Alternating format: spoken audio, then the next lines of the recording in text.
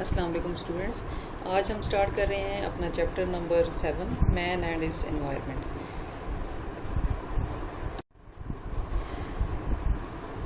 Students, living organisms जो हैं वो जिस एनवायरनमेंट में भी रह रहे होते हैं उसमें वो जो है वो डिपेंड कर रहे होते हैं नॉन लिविंग ऑर्गेनिजम्स पे, और इसी तरीके से जो नॉन लिविंग एनवायरनमेंट है ऑर्गेनिजम्स की वो डिपेंड करती है लिविंग ऑर्गेनिजम्स पे। तो इस तरह से दोनों मिल के जो हैं वो उस जगह पे जितनी जो कुछ भी एक्टिविटीज़ हो रही होती हैं दोनों मिल के उसको कंट्रोल कर रहे होते हैं। अब जो लिविंग थिंग्स हैं किसी भी जगह की उनको हम कहते हैं बायोटिक ऑर्गेनिजम्स या बायोटिक कंडीशंस कहलाती हैं वो। और इस तरीके से जितनी भी फिज़िकल एक्टिविटीज़ हैं या जितनी भी नॉन लिविंग थिंग्स हैं उस जगह की, they are known as abiotic conditions और कंपोनेंट्स ऑफ दैट एनवायरनमेंट। तो जब हम स्टडी करते हैं उन लिविंग थिंग्स और नॉन लिविंग थिंग्स की आपस में जो कोऑर्डिनेशन है या जो आपस में उनका रिलेशनशिप है, जब उसको हम स्टडी करते हैं तो एक ख़ास ब्रांच है बायोलॉजी की जिसमें उसको स्टडी किया जाता है और वो ब्रांच जो है वो कहलाती है इकोलॉजी। अब जब हम देखते हैं लेवल्स ऑफ बायोलॉजिकल सिलेक्शन, तो हम देखते हैं कि जो लिविंग ऑर्गेनिजम्स हैं किसी भी जगह पे उसमें दो चीज़ें बड़ी इंपॉर्टेंट हैं। वहाँ पे जो ऑर्गेनिज्म रह रहे हैं उनकी दो टाइप्स आप कह सकते हैं। एक जो है वो किसी भी एक स्पीशीज़ से बिलोंग करते हैं, वो डिफरेंट ग्रुप बनाएंगे, और अगर हम डिफरेंट स्पीशीज़ को इकट्ठा करके देखें तो वो एक डिफरेंट ग्रुप बनाएंगे। अगर हम किसी एक स्पीशी के ऑर्गेनिजम्स को स्टडी करें किसी भी स्पेसिफिक एनवायरनमेंट में या हैबिटेट में, जिस जगह पे वो रह रहे होते हैं किसी भी ख़ास स्पेसिफिक जोग्राफिकल एरिया में at a particular time, then this is known as population। तो पॉपुलेशन की डेफिनेशन क्या है? Group of organism of the same species inhabiting specific geographical area और habitat at a particular time is called a population.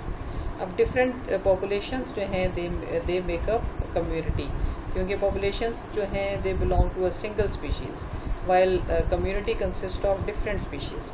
तो इस तरह से आप कह सकते हैं कि जो पॉपुलेशंस हैं डिफरेंट वो मिल के बना लेती हैं कम्युनिटी। तो कम्युनिटी जो है उसमें डिफरेंट स्पीशीज़ जो हैं वो पाई जाती हैं।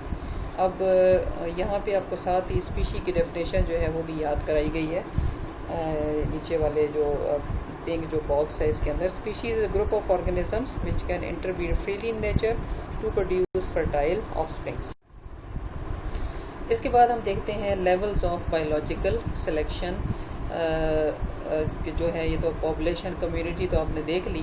अब जितनी भी पॉपुलेशंस हैं और जो कम्युनिटीज़ हैं ये सब मिल के बना लेती हैं इकोसिस्टम। इकोसिस्टम क्या है?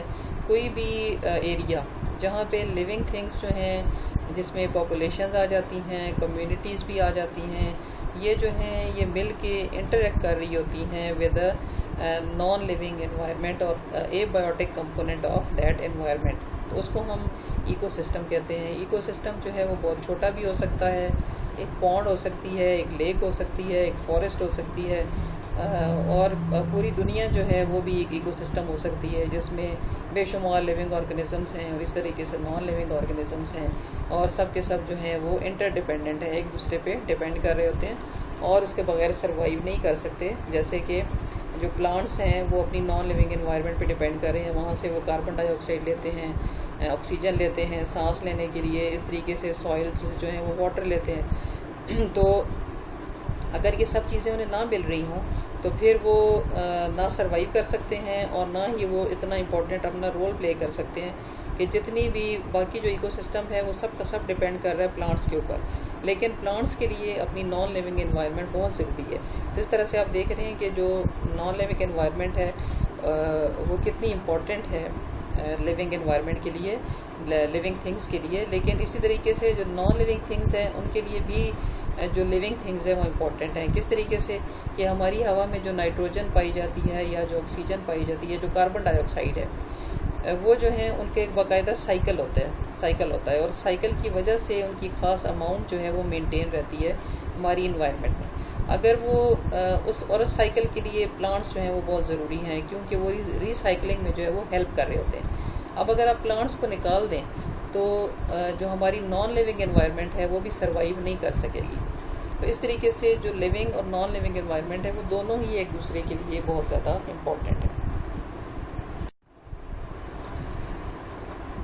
अच्छा जी, अब जितने भी इकोसिस्टम्स हैं, अगर हम पूरी दुनिया के इकोसिस्टम्स को मिला लें तो उसको हम कहेंगे बायोस्फीयर।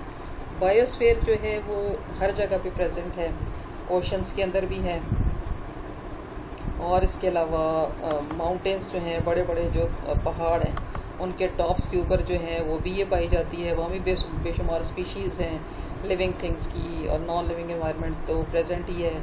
और जो पहाड़ हैं वो कितने 20 किलोमीटर्स तक उनकी थिकनेस हो सकती है। तो आप देख रहे हैं, सबसे पहले आपने सबसे छोटा जो था उसका कंपोनेंट वो देखा, वो क्या था, स्पीशीज़ जो है वो मिल के बना लेती हैं पॉपुलेशन फिर मिल के बनाती हैं कम्युनिटीज़ मिल के बनाती हैं इकोसिस्टम, और इकोसिस्टम्स जितने भी दुनिया के हैं दे together make up the biosphere. तो ये सबसे बड़ा आप कंपोनेंट कह सकते हैं इकोसिस्टम का। बॉक्स में क्या है, the biosphere makes a thin layer surrounding the planet earth. If you consider the earth as the size of an apple then the biosphere will be as thick as the apple skin. जो living things जो हैं दुनिया के ऊपर वो तकरीबन उनकी thickness कितनी है, अगर आप पूरी दुनिया को कंसिडर कर लें एक एप्पल की तरह से, तो सिर्फ जो बायोस्फीयर है वो सिर्फ उसकी जो ऊपर छिलका होता है, जो उसकी स्किन है, सिर्फ इतनी है, बाकी जो है वो जगह खाली है अब लिविंग ऑर्गेनिज्म से। तो आप सोच सकते हैं कि इतनी बेशुमार चीज़ें जो हैं ज़मीन के ऊपर जो पाई जाती हैं, इसके बावजूद भी उनकी हैसियत क्या है ज़मीन के ऊपर, सिर्फ इतनी कि जितनी एक एप्पल की स्किन होती है। अब देख लेते हैं हम इकोसिस्टम को डिटेल में कि इकोसिस्टम जो है वो किन किन चीज़ों से मिल के बना हुआ होता है। तो जैसे कि मैंने अभी आपको बताया कि इकोसिस्टम जो है वो उसके दो बेसिक कंपोनेंट्स हैं। एक जो है उसका नॉन लिविंग कंपोनेंट है जिसमें सब नॉन लिविंग थिंग्स आ जाती हैं, उसे हम कहते हैं उसका abiotic component. A means not और बायोटिक मीन्स लिविंग। तो ये नॉन लिविंग कंपोनेंट है इकोसिस्टम का। और दूसरा है बायोटिक, जिसमें सब की सब लिविंग थिंग्स जो हैं वो प्रेजेंट होंगी। नॉन लिविंग थिंग्स में अब इम्पॉर्टेंट फैक्टर्स कौन कौन से हैं, लाइट है, air, water, soil, basic elements and compounds. Biotic components में सब के सब लिविंग थिंग्स आ जाएंगे। और अब हम देखेंगे कि बायोटिक कंपोनेंट्स में कौन कौन से पार्ट्स जो हैं वो हम उसमें उनको क्लासीफाई कर सकते हैं। सबसे पहले हम ऊपर बॉक्स में देख लें कि इसमें क्या लिखा है, omnivores are the consumers that eat animal flesh as well as plants and animal products. Find examples of omnivores. ये अब आपने खुद ये काम करना है, आप खुद देखें कि एक तो ओमनीवोर्स होते क्या हैं, मैं भी अभी आपको बताऊंगी फिर से, लेकिन फिर भी इतनी देर आप अपने जहन में खुद सोचें कि ओमनीवोर्स क्या होते हैं और इनके एग्जाम्पल्स क्या क्या हैं। छोटी क्लासेस में आप पढ़ चुके हैं। तो सबसे पहला और बेसिक कंपोनेंट जो है किसी भी इकोसिस्टम का, दे आर प्रोड्यूसर्स। प्रोड्यूसर्स किस बेस पे इन्हें कहा जाता है, वो क्या प्रोड्यूस करते हैं, क्या बनाते हैं, वो फूड बनाते हैं। और अगर किसी भी इकोसिस्टम में प्रोड्यूसर्स प्रेजेंट ना हो तो क्योंकि फूड जो है वो एनर्जी प्रोवाइड करती है, तो इसलिए जो इकोसिस्टम है वो सर्वाइव नहीं कर सकता विदाउट एनर्जी। तो इसमें अब आप खुद सोच रहे होंगे कि प्रोड्यूसर्स क्या हैं। प्रोड्यूसर्स आर दी प्लांट्स, और इसके अलावा एक तो हायर प्लांट्स हैं, इसके अलावा जो सिंपल प्लांट्स हैं जिसमें एल्गी आ जाते हैं, फोटोसिंथेटिक बैक्टीरिया आ जाते हैं जो बहुत छोटे होते हैं, माइक्रो स्कोप से नज़र आते हैं, तो वो भी जो है वो प्रोड्यूसर्स हैं क्योंकि वो भी अपनी फूड खुद बना रहे होते हैं। ये ऑर्गेनिजम्स क्या करते हैं कि वो सिंपल जो कम्प्लेक्स ऑर्गेनिजम्स हैं, कंपाउंड्स हैं, उनको मिला के और अपनी फूड बनाते हैं। वो सिंपल कंपाउंड्स कौन से हैं, कार्बन डाइऑक्साइड और वाटर, और उसको मिला के ये अपनी फूड बनाते हैं, यानी ग्लूकोज। और किन से बनाते हैं, इनऑर्गेनिक रॉ मटेरियल से। इनऑर्गेनिक कौन से हैं, कार्बन डाइऑक्साइड एंड वाटर। तो ये इनकी जो प्रोड्यूसर्स का रोल क्या है कि ये बेसिस बनाते हैं किसी भी इकोसिस्टम की। तो यहाँ पे आपकी बुक में क्या लिखा हुआ है, टेरेस्ट्रियल इकोसिस्टम। टेरेस्ट्रियल कौन सा होता है, जो ज़मीन के ऊपर हो। Plants are the main producers, इसमें प्लांट्स जो हैं वो मेन प्रोड्यूसर्स हैं। एक्वेटिक इकोसिस्टम में क्या है, the main producers are the floating photosynthetic organisms, mainly algae. अब उसमें आमतौर पे जो पानी है उसमें बड़े बड़े प्लांट्स तो होते नहीं हैं, तो उसमें एल्गी जो है जो फ्लोट कर रही होती है पानी के अंदर, तो वो जो है वो मेन प्रोड्यूसर्स हैं वाटर के, और उनका हम क्या कहते हैं, phytoplanktons and shallow water rooted plants. जहाँ पे पानी थोड़ा सा कम होता है तो वहाँ पे जो है वो छोटे छोटे प्लांट्स प्रेजेंट होते हैं जिनकी रूट्स जो हैं वो ज़मीन के अंदर प्रेजेंट होती हैं, और कौन सी ज़मीन जो पानी के अंदर है, लेकिन चूँकि पानी वहाँ पे कम है इसलिए जो बाकी इनका पोर्शन है वो आमतौर पे पानी के ऊपर ही होता है। अच्छा जी, तो प्रोड्यूसर्स क्या कर रहे हैं, they are the base of the food chain of the ecosystem, क्योंकि वो फूड बना रहे हैं और फूड जो है वो इम्पोर्टेंट है सारे इकोसिस्टम के लिए। अब इसमें कई टाइप्स हैं प्रोड्यूसर्स की, प्लांट्स भी हैं, एल्गी हैं, फोटोसिंथेटिक बैक्टीरिया हैं। तो टेरेस्ट्रियल इकोसिस्टम में तो प्लांट्स आ जाते हैं सब के सब जो हायर प्लांट्स हैं, और जो एक्वेटिक है यानी जहाँ पे पानी है वहाँ पे एल्गी जो हैं वो भी हैं, और उसके बाद फोटोसिंथेटिक बैक्टीरिया भी प्रेजेंट है जो हवा में भी हैं। नेक्स्ट जो है वो हैं कंज्यूमर्स, क्योंकि ये कंज्यूम करते हैं, इस्तेमाल करते हैं उस फूड को कि जो कि प्रोड्यूसर्स ने बनाई है।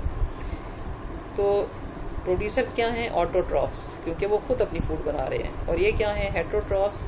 हेटरोट्रॉफ्स आपको पता होगा कि वो organisms which can not make their own food and they depend for food on the producers.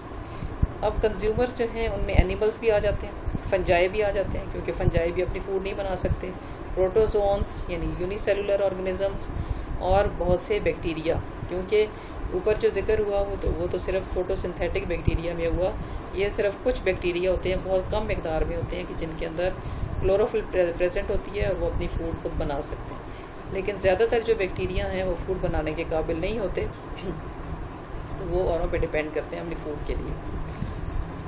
अच्छा जी, अब इनमें भी फिर आगे फर्दर जो है क्लासिफिकेशन हो सकती है। सबसे पहले हर्बीवोर्स आ जाते हैं। ये क्लासिफिकेशन हम किस बेस पे करते हैं कि हम ये देखते हैं कि जो कुछ इनमें से कंज्यूमर्स हैं वो डायरेक्टली प्लांट्स को खाते हैं, उन्हें हम कहते हैं हर्बीवोर्स। हर्ब कहते हैं प्लांट को, और वोर का मतलब कि उसको खाने वाला। दूसरा है कार्निवोर्स। कार्निवोर्स जो हैं ये गोश्त खाते हैं, यानी ये खा रहे होते हैं गोश्त, हर्बीवोर्स का। और कार्निवोर्स के बाद जो थर्ड टाइप है वो है ओमनीवोर्स की, जो ऊपर आपने देखा। ओमनीवोर्स जो हैं वो हर्बीवोर्स की तरह पत्तों को भी खाते हैं, मतलब प्लांट्स को भी खाते हैं, प्लांट्स के डिफरेंट पार्ट्स को खाते हैं, और कार्निवोर्स की तरह गोश्त भी खाते हैं, मतलब ये दोनों चीज़ें खाते हैं, प्लांट्स को भी और फ्लैश भी खाते हैं दूसरे एनिमल्स का। हर्बीवोर्स की एग्जांपल्स यहाँ पे दी गई हैं, cattle, deer, rabbit, grasshopper, they all eat on plants. तो ये क्या है, सब के सब they are herbivores.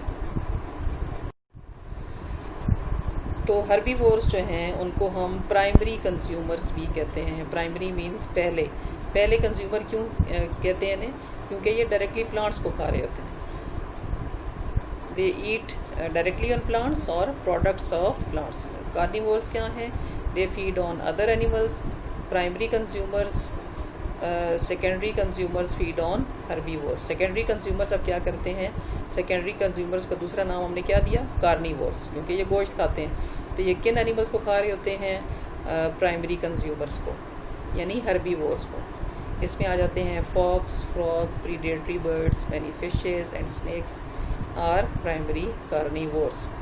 Secondary carnivores जो हैं ये खाते हैं प्राइमरी कार्निवोर्स, और इसके बाद आ जाते हैं टर्शरी, जो तीसरे नंबर पे हैं, जो सेकेंडरी कार्निवोर्स को कंज्यूमर्स को खाएंगे। तो इसमें आ जाते हैं wolf and owl are secondary carnivores. Tertiary are lion, tiger feed on secondary carnivores. तो इस तरीके से सबसे पहले जो है वो प्राइमरी कंज्यूमर आ गए, उसके बाद सेकेंडरी आ गए, उसके बाद टर्शरी आ गए। तो प्राइमरी जो है दे डायरेक्टली ईट प्लांट्स, और फिर जो सेकेंडरी है they depend on primary consumers for their food, and tertiary consumer depend for their food on secondary consumer. तो इस तरीके से ये एक चेन लाइक स्ट्रक्चर बन जाती है, जिसमें सबसे ऊपर आ जाएंगे प्राइमरी कंज्यूमर, उसके बाद सेकेंडरी, और उसके बाद टर्शरी आ जाएंगे।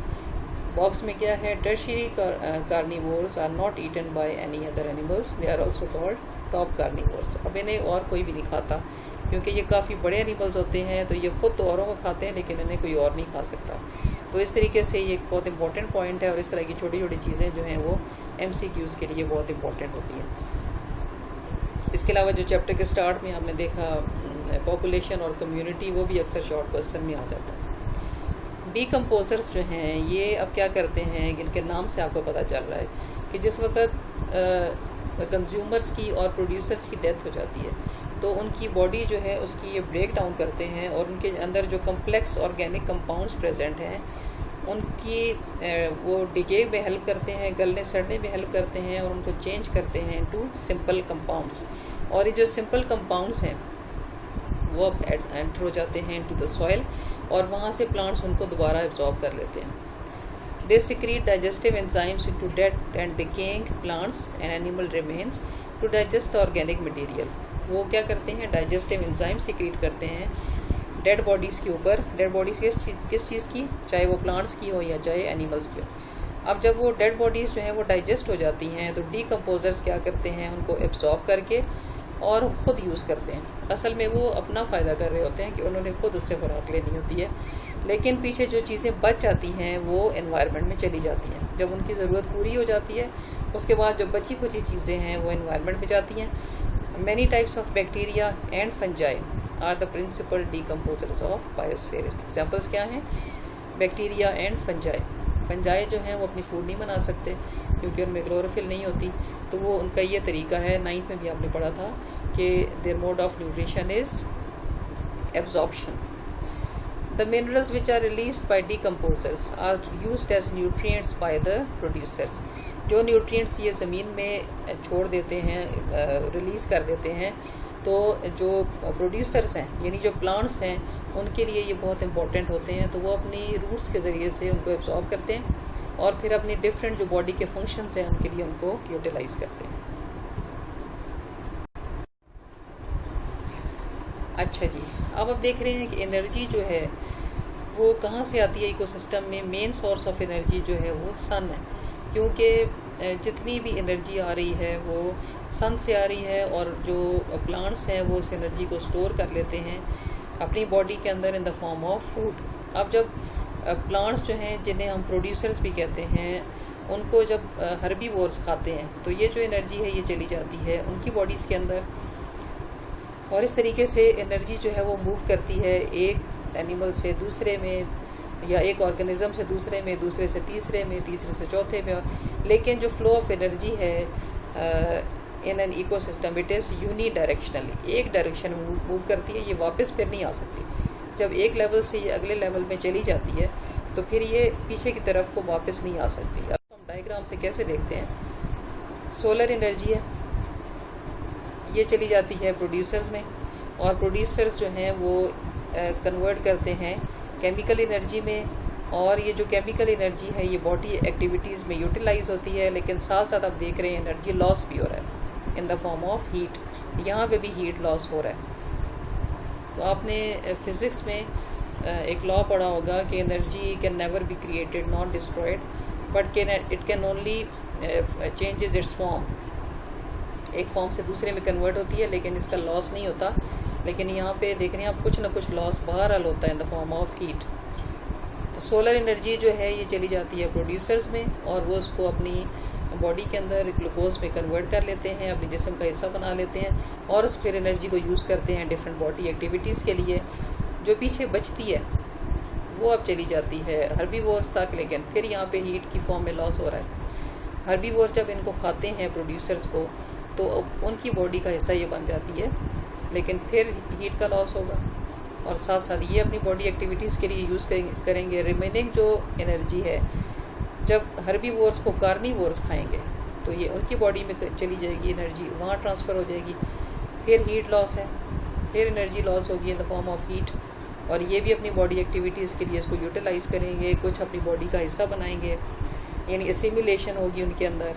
यहाँ पे फिर हीट की फॉर्म में लॉस हो रहा है एनर्जी का, इधर भी लॉस हो रहा है, और साथ साथ ये भी बॉडी एक्टिविटीज़ के लिए यूज़ करते हैं। तो आप देख रहे हैं कि एनर्जी फ़्लो जो है वो यूनी डायरेक्शनल है। सोलर एनर्जी ट्रांसफ़र होती है एक से दूसरे, दूसरे से तीसरे, तीसरे से चौथे में, लेकिन ये वापस नहीं आ सकती फिर से। डेथ के बाद क्या होता है कि इन सब की जो डेथ होती है, जब डेथ हो जाती है तो फिर से जो एनर्जी है ये सॉइल में चली जाती है। न्यूट्रिएंट्स जो हैं, एक तो जो डिकम्पोजर्स हैं वो खुद इनको यूज़ करते हैं, और जो न्यूट्रिएंट्स हैं वो दोबारा से प्लांट्स एब्जॉर्ब कर लेते हैं, और फिर प्लांट्स में जब ये आती है तो फिर से सोलर एनर्जी की मदद से ये इसको अपने कंपाउंड्स में कन्वर्ट कर सकते हैं।